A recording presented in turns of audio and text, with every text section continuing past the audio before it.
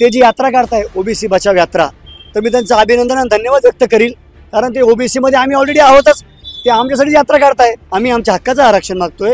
हा सामाजिक मुद्दा असून आंबेडकर साहेबांनी याला राजकीय मुद्दा करू नये. पुण्या जातीला आरक्षण देऊ नका हे बोलणे त्यांचं कुणालाही पटणारं नाही. पण आज ज्या अर्थी ते म्हणतायत की आज ओबीसीचे जे प्रमाणपत्र मिळालेले आहे ते पूर्णपणे रद्द करण्यात यावे, तर हे प्रकाश आंबेडकर साहेबांचं हे चुकीचं वक्तव्य आहे. आता विधानसभा आहे आणि त्याच्यासाठी प्रतिगामी शक्तीसाठी प्रकाश साहेब काम करत असतील असं मला स्पष्ट वाटतं. पूर्ण राजकीय षड्यंत्र करून हे जे यात्रा काढण्याचा प्रयत्न करतायत, यांनी आमच्यासाठी यात्रा काढावी. आमच्यासाठी पाठिंबा द्या. मागे जर पाठिंबा दिला तिथे काही त्यांची दाळ शिजली नाही. कुठल्याही एका धर्माच्या बाजूनं, कुठल्याही एका जातीच्या बाजूनं, कुठल्याही एका मुद्द्याच्या बाजूने येणं हे त्यांना शोभत नाही. आजपर्यंत इतर जात मराठ्यांना मोठा भाऊ म्हणत होती, मग हा प्रकाश आंबेडकर साहेब मराठ्यांच्या पाठीत खंजीर खोपसण्यासाठी का येत आहेत? तुमची नोंद सापडलेली आहे. हे कोणीही बोललं, प्रकाश आंबेडकर साहेब बोलले काय, भुजबळ बोलले काय आणि त्यांचा बाप बोलला काय, आम्हाला काय देणं घेणं. उद्या जर महाराष्ट्र जळाला तर संपूर्ण महाराष्ट्र जळाल्याची जिम्मेदारी प्रकाश आंबेडकर साहेब स्वीकारणार का? ही आरक्षण बचाव यात्रा नाहीये, हे यांचं राजकीय अस्तित्व बचाव यात्रा आहे. महाराष्ट्र टाइम्स ऑनलाईन मध्ये आपलं सर्वांचं स्वागत आहे. गेल्या 10 महिन्यांपासून राज्यामध्ये मराठा आरक्षणाचा मुद्दा गाजतोय. अंतरवाली सराटी या ठिकाणी ज्यावेळेस लाठीचार्ज झाला त्यानंतर मनोज जरांगे यांचा चेहरा महाराष्ट्राच्या राज्यासमोर आला आणि त्यानंतर या लाठीचार्ज नंतर राज्यातल्या सर्वच नेत्यांनी त्यांची भेट घेऊन त्यांना पाठिंबा दर्शवला. मात्र गेल्या 10 महिन्यांपासून मनोज जरांगे यांच्या पाठीमागे असलेले प्रकाश आंबेडकरांनी काल भूमिका जाहीर करत सगळे सोयरे ही मागणी भेसळ असल्याची त्यांनी सांगितले आणि त्यानंतर आता ओबीसीसाठी आणि एससी एसटीच्या आरक्षणाचा बचावासाठी ते मोर्चा काढणार असल्याचं त्यांनी सांगितलंय. त्यानंतर मराठा बांधवांमध्ये वेगवेगळ्या प्रतिक्रिया उमटताना पाहायला मिळतात. आपण छत्रपती संभाजीनगर शहरातील काही मराठा बांधवांची बातचीत करणार आहे. आंबेडकरांनी घेतलेल्या या भूमिकेबद्दल त्यांचं काय मत आहे हे आपण आज जाणून घेणार आहे. आपण आज छत्रपती संभाजीनगर शहरातील मराठा समाजातील बांधवांची आज बातचीत करणार आहे. दादा मला सांगा, गेल्या 10 महिन्यापासून मनोज जरांगे यांचं आंदोलन सुरू आहे आणि या आंदोलनामध्ये जेव्हा सुरुवात झाली होती तेव्हापासून प्रकाश आंबेडकरांनी त्यांच्या बाजूने असल्याचा भूमिका घेतली होती. मात्र त्यांनी काल भूमिका जाहीर करताना सांगितलं की सगळे सोयरे ही मागणी भेसळ असल्याचं त्यांनी सांगितलंय. सर्वप्रथम सर्व समाज बांधवांना जय शिवराय. मराठ्यांचे सरसेनापती मनोज जरांगे पाटील यांनी जो लढा आपल्या हातामध्ये घेतला आणि 100% त्या लढ्याला ते न्याय देणार आहेत, हा पहिला विषय. दुसरा विषय, काल आंबेडकर साहेब जे बोलले की सगळे सोयरे भेसळ आहे, तर आंबेडकर साहेब हे ज्यांनी आपल्या भारताला राज्यघटना दिली, ज्यांनी दीनदलितांना न्याय मिळवून दिला, जगण्याचा अधिकार मिळवून दिला, त्या घराण्यातील ते वंशज आहेत. त्यामुळं त्यांचा आदर कालही होता, आजही आहे आणि भविष्यात पण राहील.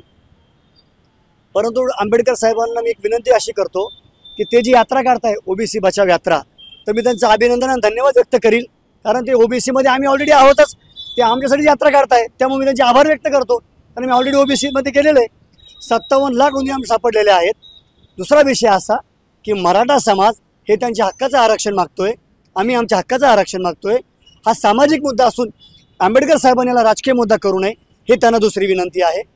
तिसरा विषय असा, आरक्षण हे जातीवर नाही तर आरक्षण व्यवसायावर मिळालेलं आहे. बहुसंख्य मराठा समाज, सर्वच मराठा समाज हा शेती व्यवसाय करतो.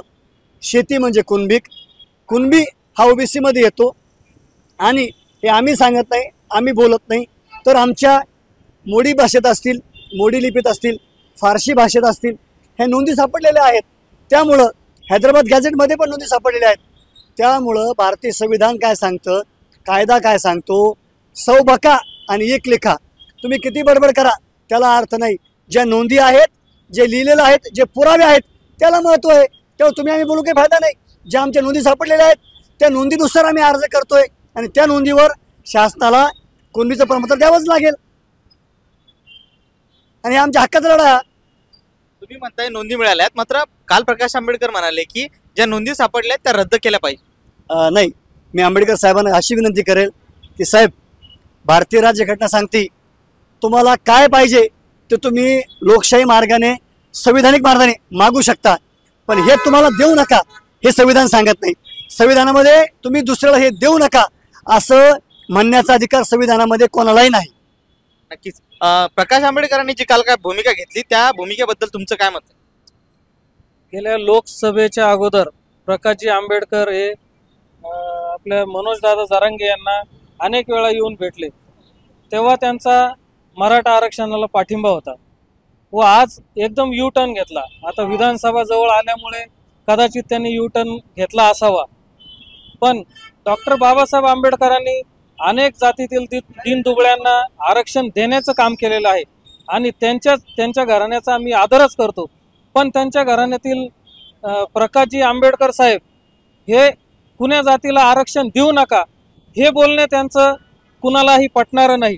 कारण सर्व जाती धर्माचे लोक हे मराठा समाजाच्या पाठीशी आहेत आणि हे यांचं राजकीय आरक्षण टिकवण्यासाठी, म्हणजे यांचं राजकीय अस्तित्व टिकवण्यासाठी जे ओबीसी नेते असतील यांचं राजकीय जे अस्तित्व आहे ते धोक्यात आलेलं आहे. त्यामुळे ही जी यात्रेचं जे आहे त्यांचं, ही जी यात्रा आहे ते त्याच्यासाठीच काढत आहेत.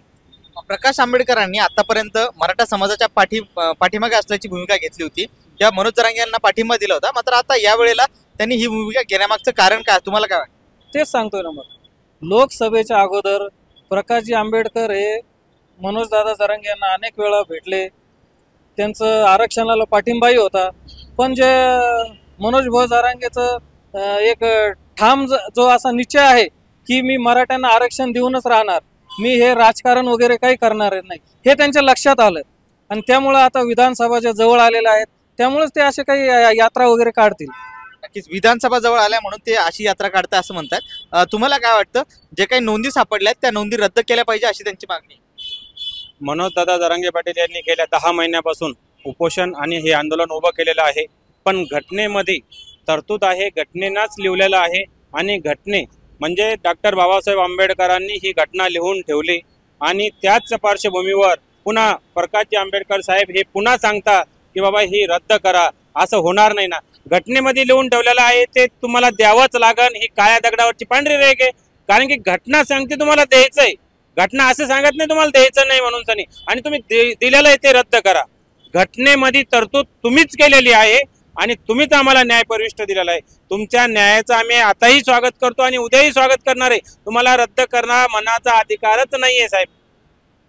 त्यांचं असं म्हणणं आहे की ज्या नोंदी दिल्या, नोंदीच्या आधारे जे काही प्रमाणपत्र वाटप झालं त्याची काही तपासणी झाली नाही आणि त्यामुळे तपासणी न करता दिलेले हे प्रमाणपत्र रद्द झाले. गॅजेटनुसार पूर्ण आमच्या नोंदी सापडल्या, त्यानुसारच हे आम्हाला प्रमाणपत्र मिळालं आहे. जर आम्हाला नोंदी सापड्याच नसत्या, आम्ही कुणबीच नाही असं कसं म्हणता येईल? कारण की आम्ही पहिल्यापासूनच कुणबी आहे ना, आज नाही, पूर्वजातच आम्ही कुणबी आहे, आजही कुणबी आहे, उद्या पण कुणबी आहे. आमच्या नोंदी सापड्या तेव्हा आम्हाला प्रमाणपत्र दिलं गेलं ना. जर आमची नोंदच सापडली नसती तर सरकारने आम्हाला ओबीसी प्रमाणपत्र दिलंच नसतं. तुम्हाला आता आंबेडकरांनी यावेळी जी काही भूमिका घेतली ती आता घेण्याचं मागचं नेमकं काय कारण वाटतं? आता विधानसभा आली ना, लोकसभा झाली, विधानसभा आली, त्या अनुषंगाने या सारा सरकारचा डावपेच आहे. यामध्ये एवढं काही तथ्य नाहीये. आम्ही आजही मनोजदादाच्या पाठीमागे आहे, उद्या पण आहे. आम्हाला आजही मुंबईला जायची तयारी आहे. आम्ही मुंबईहून आरक्षण घेऊन येण्याची आमची तेवढी ताकद आहे आणि आम्ही ते करणारच. कारण की हे आता इथं बसून हे आरक्षण नाही मिळणार, हे मुंबईला जाऊनच आरक्षण आम्ही घेऊन येणार. नक्कीच मुंबईला जाऊन आरक्षण घेऊन असं म्हणताय. ताई, गेल्या 10 महिन्यापासून जे काय आरक्षणाचं आंदोलन मनोज जरांगे पाटलाच्या नेतृत्वात सुरू आहे, त्या आंदोलनाला आंबेडकरांनी पाठिंबा दिला. मात्र काल त्यांनी भूमिका जाहीर करताना म्हटलं की सगळे सोयरी ही जी मागणी आहे ती भेसळ आहे, त्यामुळे ती मागणी मान्य होऊ शकत नाही. सगळ्यात पहिल्यांदा तर मी असं म्हणेल की जरांगे पाटलांच्या बाजूला येऊन बसले की आम्ही मराठा समाजाच्या बाजूने उभे आहोत, आम्ही मराठा समाजाला आरक्षण मिळालं पाहिजे या अर्थाने ते बोलत होते. पण आज ज्या अर्थी ते म्हणतायत की आज ओबीसीचे जे प्रमाणपत्र मिळालेले आहे ते पूर्णपणे रद्द करण्यात यावे, तर हे प्रकाश आंबेडकर साहेबांचं हे चुकीचं वक्तव्य आहे. कारण जे नोंदी मिळालेल्या आहेत त्या पूर्ण सरकारने तपासूनच नोंदी ज्या झालेल्या आहेत आणि जे प्रमाणपत्र दिलेले आहेत ते तपासलेले आहेत आणि राज्य घटनेतून जे आरक्षण मिळत आहे तेच आम्ही आमचं हक्काचं आरक्षण मागतो, ओबीसीतून आरक्षण मागतो. आम्ही ऑलरेडी ओबीसी आहोत, आम्ही काही भीक मागत नाहीत, आमच्या हक्काचं आरक्षण मागतोय. त्यांचं म्हणणं असं आहे की आता श्रीमंत मराठे जे काही निवडून दिले, म्हणजे 31 खासदार जे निवडून दिले ते त्यांच्या बाजूने आहेत की जे गरीब मराठा स्वतः सभेसाठी पायी येतात त्यांच्या बाजूने आहे. याच्या बाबतीत ठाम भूमिका घेण्याची वेळ आता आली. आज मनोज जरांगे पाटील हे फक्त गरजूवंत मराठ्यांचे आहेत.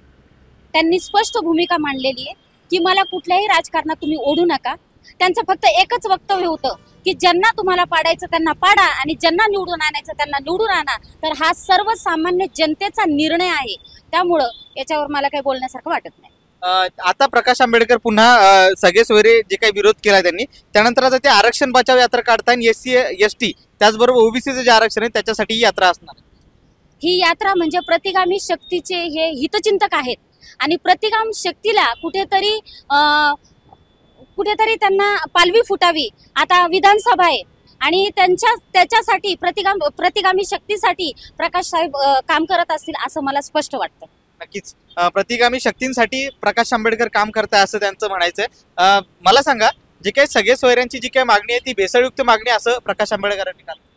सर्वप्रथम मी सांगू इच्छितो की हा म्हणण्याचा अधिकार भेसळयुक्त आहे का काय आहे, हा म्हणण्याचा अधिकार कुणालाही असं वैयक्तिक माणसाला नाही. जे काय ते आहे ते संविधान ठरवणार आहे आणि कोर्ट ठरवणार आहे.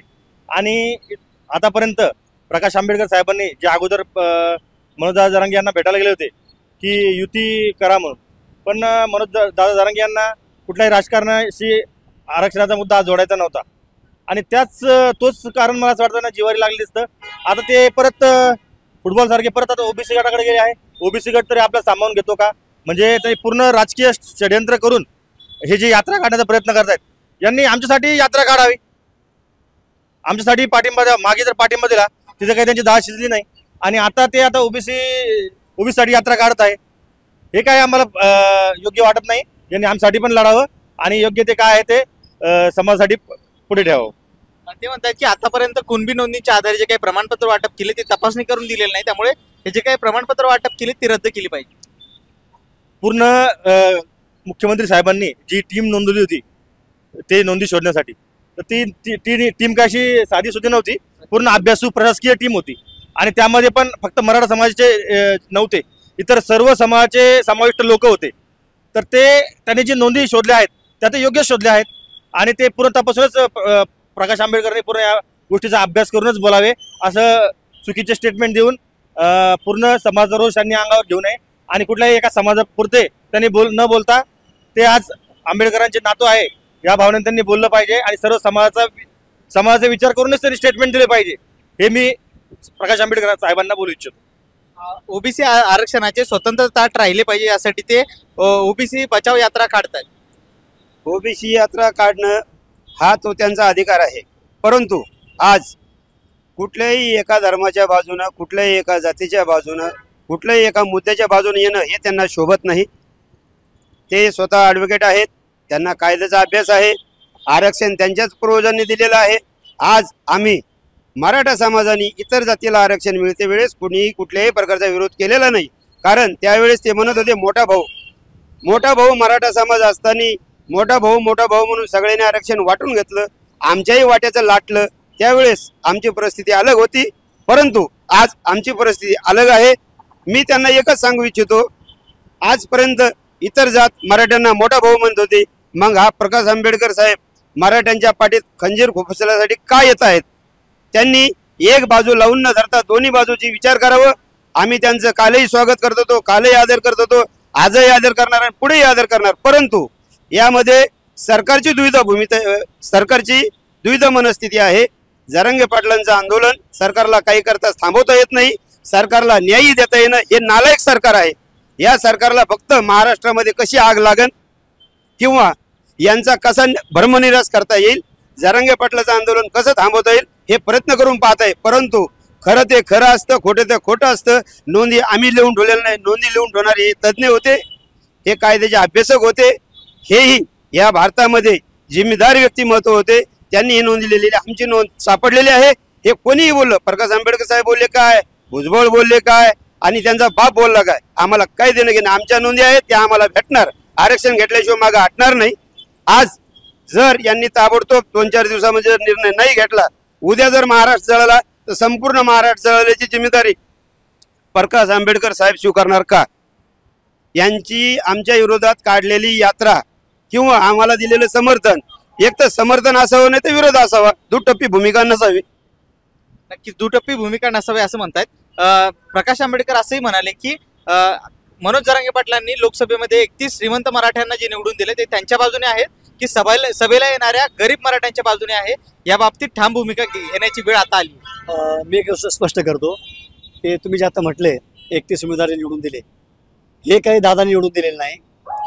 आमच्या सरसेनापतींनी जो आदेश गरजवंत मराठ्यांना आणि सर्वसामान्य दिला होता की ज्यांना निवडून आणायचं त्यांना निवडून आणा आणि ज्यांना पाडायचं त्यांना पाडा, तर सर्वसामान्य समाजाने आपली मतदानाची ताकद दाखवून दिलेली आहे. मी एक गोष्ट अतिशय स्पष्टपणे सांगतो की हे सरकार पुरतं घाबरलेलं आहे की हा जो लढा आहे, हे लढाईची कोंडी, हा जो चक्रव्यूह आहे, या चक्रव्यूहात सरकार फसलेलं आहे. जरांगे पाटलांनी वेळोवेळी सरकार जो वेळ मागितला तो त्यांना वेळ दिलेला आहे. 15 दिवस मागितले, महिना मागितला, 2 महिने मागितले. जरांगे पाटलांनी सरकारचा मान ठेवून त्यांना वेळोवेळी वेळ दिलेला आहे. परंतु हे सरकार या मराठा आरक्षणाच्या चक्रव्यूहामध्ये पुरतं फसलेलं आहे. हे चक्रव्यूहाची कोंडी त्यांना काही फोडता येईना.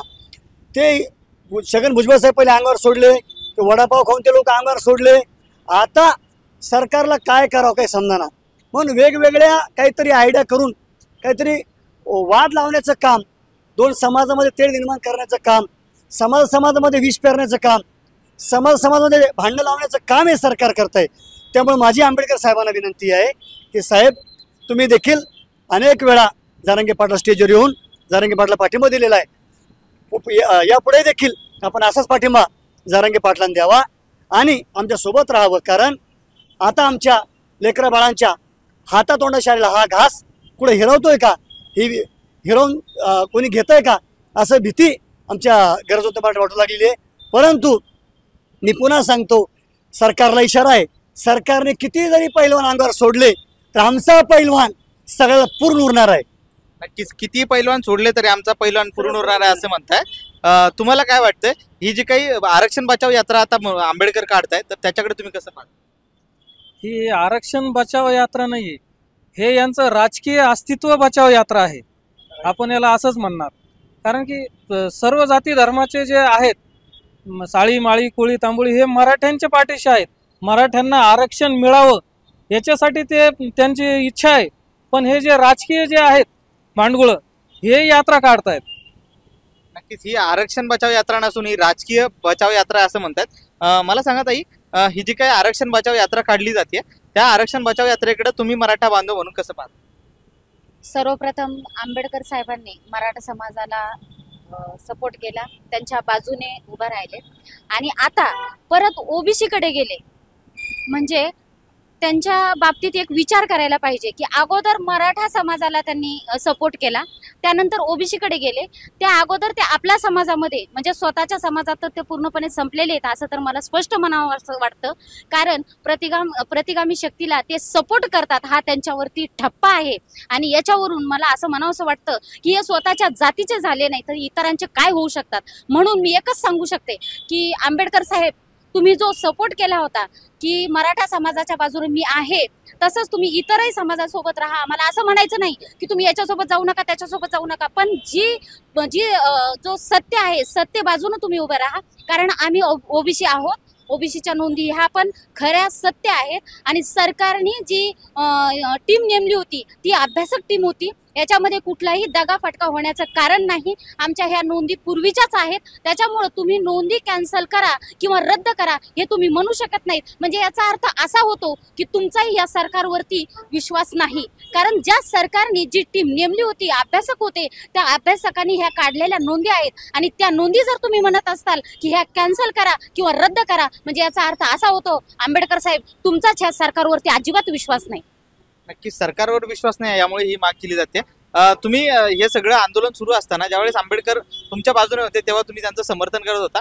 मात्र आता त्यांनी विरोधात भूमिका घेतली किंवा ओबीसीच्या बाजूने गेले, त्यानंतर आता ते यात्रा काढता, यात्रेकडे कसं पाहता? मला सांगायचं फक्त एवढंच आहे की संविधानाच्या कचाट्यात आणि कायद्याच्या चौकटीत बसून त्यांनी आम्हाला नोंदी दिलेल्या आहे. आणि त्या नोंदी रद्द करण्यासाठी समजा संविधानाच्या अगेन्स्ट तुम्ही जाऊ नाही शकत ना. कारण की ही नोंद आम्हाला संविधानातूनच मिळाली का विदाऊट संविधानाने दिली.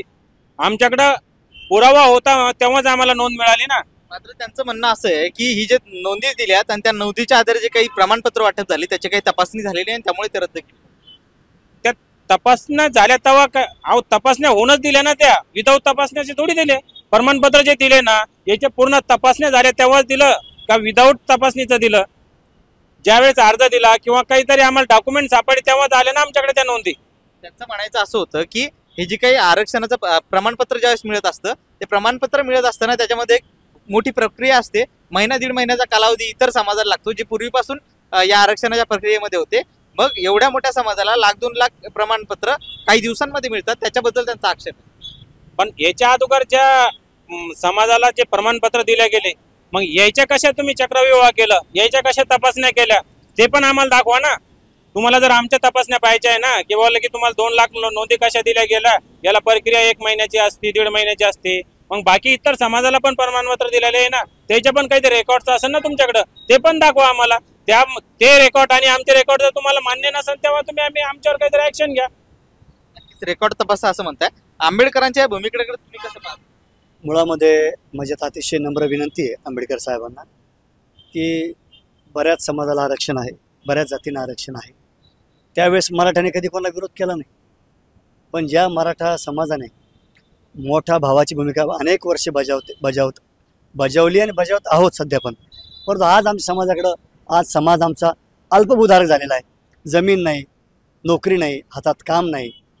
त्यामुळं जे आमच्या हक्काचं आरक्षण आम्हाला मिळतं आहे तेव्हा तरी विरोध करू नका ही विनंती आहे माझी. कारण आमच्या लेकराबाळाच्या हातातोंडाशाला हा घास राव. आम्ही कोणाला विरोध केला नाही ना कोणत्या आरक्षणाला, मग आमच्या आरक्षणाला विरोध का? मराठ्यांना आरक्षण आज मिळतं आहे तर आमच्या आरक्षणाला विरोध का, याच उत्तर सरकारने द्यावं.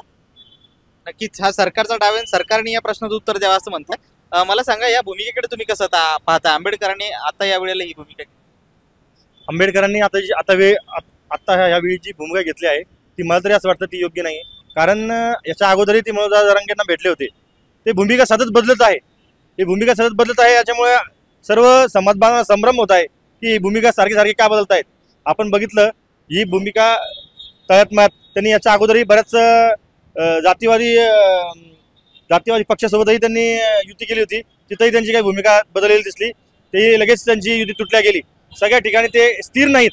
तुम्ही प्रकाश आंबेडकर साहेबांना सांगू इच्छितो की तुम्ही कुठेतरी एका ठिकाणी स्थिर राहा. तुम्ही तळ्यात मळ्यात खेळू नका आणि फुटबॉल मारण्यासारखं करू नका, एवढी मी त्यांना विनंती करतो. आणि सर्व समाजासाठी तुम्ही एक मोठं नाव आहे, तुम्ही नातू आहेत आंबेडकरांचे, तर अशी जी भूमिका तुम्ही घेतायत ती आम्हाला समाजद्रोही वाढत आहे. तुम्ही सर्व समाजाचा विचार करूनच निर्णय घेतला पाहिजे, एवढं मी त्यांना विनंती करतो. नक्कीच मोठ्या घरातलं नाव आहे त्यामुळे त्यांनी ती गरिमा राखली पाहिजे असं त्यांना म्हणायचं. तुम्हाला काय वाटतं, आंबेडकरांनी ही भूमिका घेतली त्यामुळे मराठा समाजाला याचं नुकसान होईल का? 100% याचं नुकसान होईल. परंतु ज्या नोंदी आहेत त्या नोंदी राहणारच आहेत. मानसिक नुकसान होणार, नोंदीमध्ये आणि आरक्षणामध्ये कुठलंही नुकसान होणार नाही असं मला 100% खात्री आहे. परंतु मानसिक नुकसान मात्र 100% होणार. आणि येणाऱ्या इलेक्शनमध्ये त्यांनी संयम राखावं. दादांची आणखीन भूमिका स्पष्ट नाही आहे. मनोज दादांनी ठरवलेलं आहे 280 उभे करायचे का पाडायचे. मी आंबेडकर साहेबांना विनंती करतो 288 उमेदवार उभे करणार, त्यावेळेस नक्कीच तुम्हाला सत्तेमध्ये आम्ही सोबत ठेवणार. आणि या आपल्याला हे दोन्ही बी असतील, कोणत्याही राजकीय पक्षाची कुठलीही ताकद आपल्याला उलथून पाडायची जे आपल्याला न्याय देऊ शकत नाहीत, आणि सर्वसामान्याला उभे करायचे. ज्याच्या खानदानामध्ये कोणी आमदार नाही, खासदार नाही, ज्याच्या खानदानामध्ये कोणी नाही, परंतु ज्यांची शैक्षणिक पात्रता उंचावलेली आहे, उदाहरणार्थ कलेक्टर होण्याची लायकी MPC UPC देऊन जे पास झाले, त्यांना कायदेशीर अभ्यास, अशा लोकांना आपण उभे करून आपण राज्य चालू शकतो. त्यामध्ये नक्कीच आम्ही तुम्हाला सोबत ठेवू, दादाही सोबत ठेवतील तुम्हाला. एकूण एकाला मिळून मुस्लिम असो, OBC समाजाचे इतर घटक पक्ष असो, दादांचा शब्द होता आपण सर्व म्हणून उभा, आम्ही मराठा म्हणून एकच उभा राहणार नाहीये किंवा मराठा एकलेचा नाहीये. सत्ता कारणामध्ये प्रत्येकाची आपल्याला गरज पडणार आहे. जर या सरकारनं आम्हाला आरक्षण दिलं नाही तर आम्ही यांची एकही जागा निवडून येऊ देणार नाही, सत्ता पालट केल्याशिवाय राहणार नाही. त्यावेळेस मी आंबेडकर साहेबांना हात जोडून विनंती करतो, आपण थोडा संयम पाळा. पुढचे दिवस आपण येणारच आहेत, त्या दिवशी नक्कीच संधीचं सोनं करू. परंतु असा एक बाजूनं कुठला निर्णय घेणं तुम्हाला शोभत नाही किंवा तो योग्य नाही, आणि मराठ्यावर अन्याय होईल असं वागू नका. प्रकाश आंबेडकर म्हणतायत की OBC SC STचं आरक्षण वाचवण्यासाठी आता ते मोर्चा काढणार. सर्वप्रथम खरंच मी डॉक्टर बाबासाहेब आंबेडकरांचा खूप आदर करते. कारण आज जो भारत देश चालतोय आपला तो डॉक्टर बाबासाहेब आंबेडकरांच्या संविधानावरती चालतोय. त्याचप्रमाणे मी डॉक्टर प्रकाश आंबेडकर साहेबांचा सुद्धा खूप आदर करते. पण डॉक्टर प्रकाश आंबेडकर साहेब, मी तुम्हाला एकच सांगू इच्छिते की तुम्ही इतरांचं आरक्षण वाचवण्यापेक्षा संविधान जर वाचवण्यासाठी प्रयत्न केला तर हे अतिउत्तम होईल असं मला वाटतं. कारण आज आपण बघतोय की तुम्ही ज्या वेळेस मराठा समाजाला एक वेळेस म्हणतात की आम्ही तुमच्या बाजूने आहोत आणि मराठ्यांना आरक्षण मिळालंच पाहिजे, पण आता ज्या वेळेस विधान परिषदेच्या निवडणुकी येत आहेत त्यावेळेस तुमची स्वतःची पोळी भाजण्यासाठी जर तुम्ही हे ढोंगपणा करत असताल तर हे चुकीचं आहे. खरंच आंबेडकर साहेब, मी तुमचा खूप आदर करते. कुठल्याही एका जाती धर्माला तुम्ही धरून न चालता तुम्ही सत्य परिस्थिती काय आहे यावरती तुम्ही विचार केला पाहिजे आणि तसेच वक्तव्य केले पाहिजे. म्हणून मी तुम्हाला नम्रपणे एकच विनंती करते की हा एल्गार पुकारण्यापेक्षा संविधान कसं वाचवता येईल आणि संविधान पद्धतीनं राज्य घटनेत टिकणारं आरक्षण मराठ्यांना कसं देता येईल याचा आपण नक्कीच विचार करावा. या अशा सगळ्या प्रतिक्रिया मराठा बांधवांच्या आहे. प्रकाश आंबेडकर हे आदरणीय व्यक्ती, त्यांनी एकाच समाजाची भूमिका घेऊ नये. त्यांनी दोन्ही समाजाचा म्हणणं ऐकून दोन्ही समाजाला न्याय दिला पाहिजे आणि त्याचबरोबर मराठा किंवा इतर आरक्षण जे वाचवण्यासाठी ते मोर्चा काढणारे असं म्हणतात, ते आरक्षण वाचवण्यापेक्षा भारतीय संविधान जे धोक्यात आलंय ते वाचवण्यासाठी प्रयत्न केला पाहिजे असं देखील मराठा बांधवांनी सांगितलं. सुशील राऊत, महाराष्ट्र टाइम्स, छत्रपती संभाजीनगर.